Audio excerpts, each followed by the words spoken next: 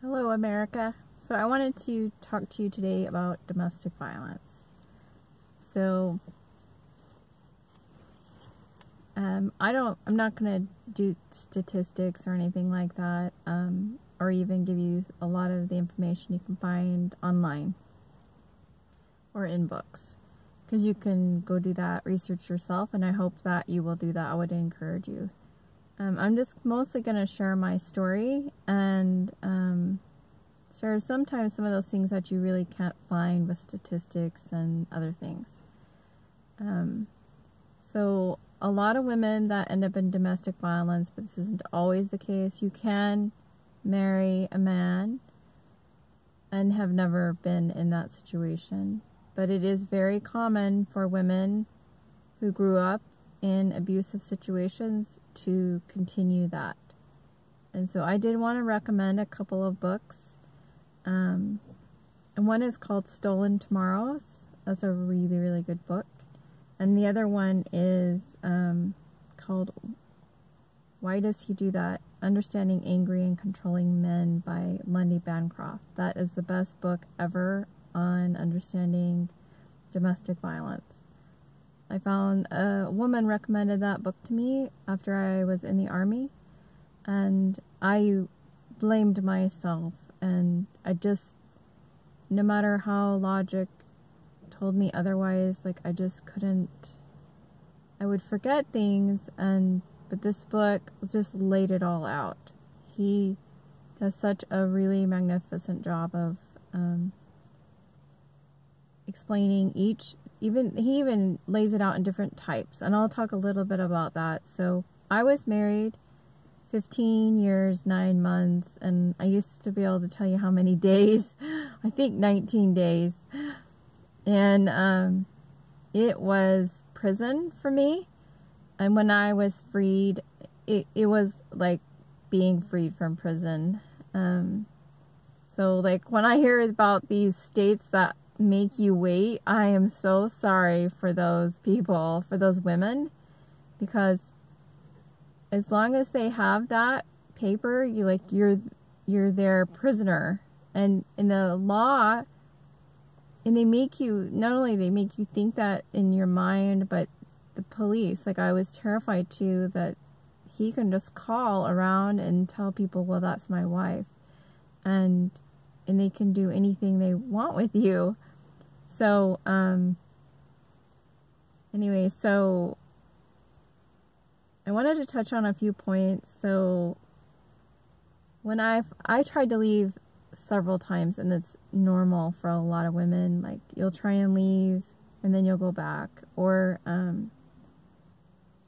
sometimes it's very common also, women aren't sure how to do it because they're financially strapped. Like, that's so normal. They make it so you can't leave, right? So that was definitely the situation for me. I didn't have anywhere to go. I didn't have any financial support, and I didn't know what to do with my children. Like, I have 3 children, and they were young.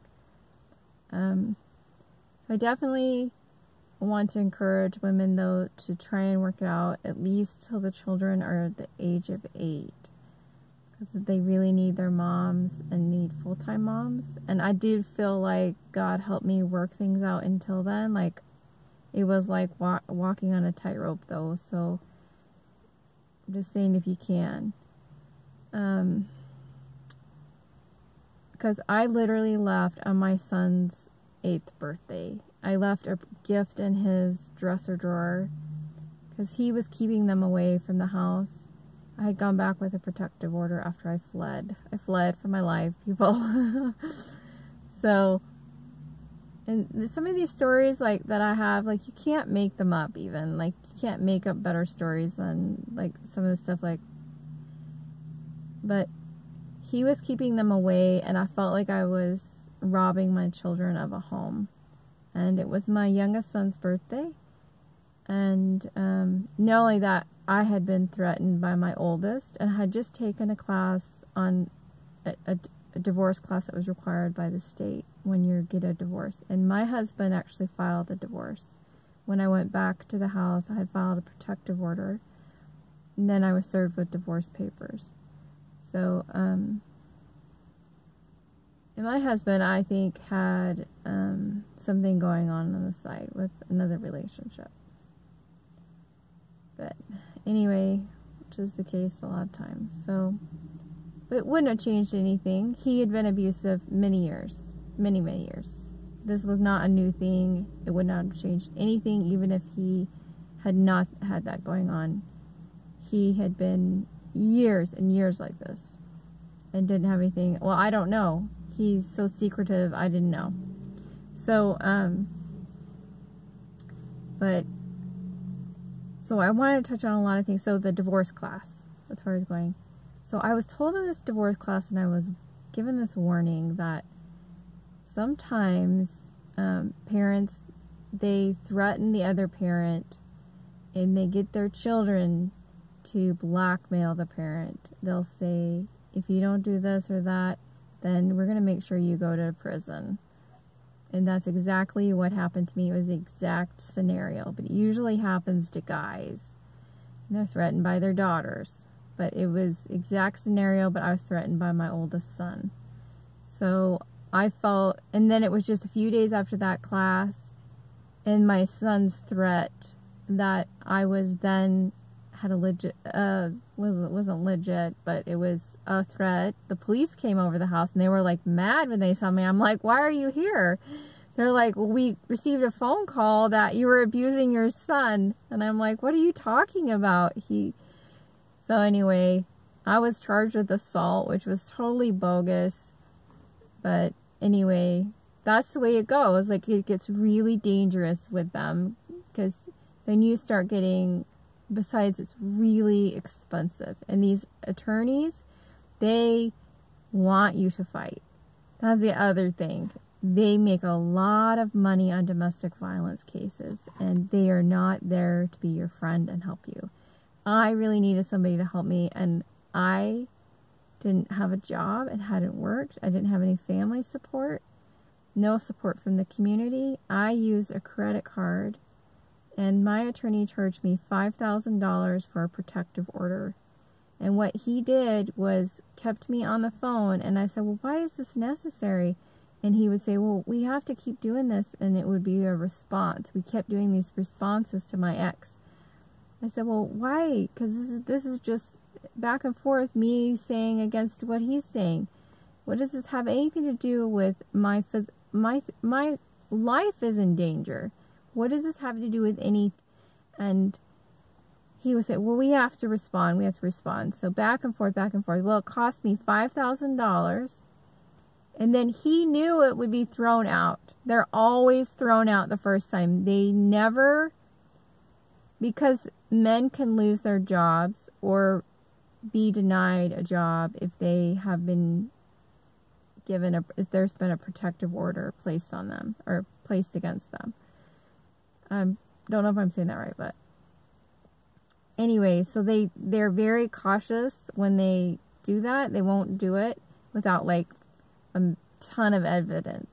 So he knew that, but he wanted all this money. So I used all of that, and I had nothing left, and I didn't know that I was all being used up. But so then I had this divorce too, and I had no money at all. And my ex also refused to pay the bills. So I didn't even have the ability to buy food. And so by the time I left, I literally had $5 in my pocket. Anyway, that was a big sad story that going on from there. But then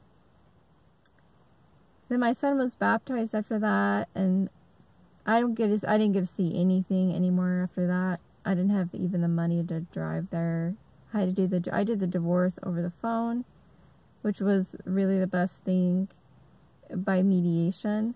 And I didn't understand how child custody worked, but at that point I was so afraid of my ex-husband and what he was going to do to me. I agreed to everything that he wanted, including full custody. But my attorney kept telling me, I said, well, I don't want to give full custody. But he said, well, the judge won't allow it because I couldn't handle my 13-year-old.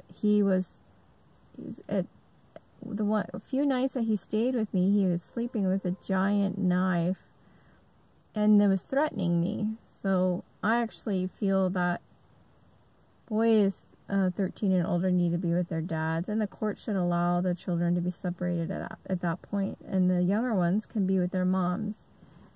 So I feel strongly about that. That was not good for my younger children to be separated from me, but my attorney wouldn't fight for me, and I didn't have any more money, and what could I do? Nothing. No way to fight. So so he got full custody, and there's no way to go back and change that. So and I also was afraid because I didn't understand. The state of Utah felt that I was a bad parent because of some things that happened, and it wasn't that I abused my children. But it was a result of the abuse that was going on, and I don't like to talk about it, so maybe I'll talk about it again someday. But I was afraid that because I didn't have a job and I didn't have a home, that I would be prosecuted for not being able to take care of my kids. I didn't know, like, I was so afraid of the state at that point, and they're just not understanding anything that was going on. They would say that they could see that there was domestic violence here. I even had somebody that was an advocate, but she clearly had no gumption or no power, or and then they had this 21-year-old girl that was supposedly with a graduate in social work making these decisions that I was an abuser. It was just dumbfounding to me, and I was like, well, I give up because I have no money to fight you, and he's going to take all of this to court. So, and the attorneys are basically vampires. The whole court system is just bloodsuckers. So I don't see how, what's happened to America? Why does anyone want to come here? Because your husbands take your children and they try and kill you. And so that's what happened. The night I left, it was January 10th, 2010, 7 p.m. I remember it well.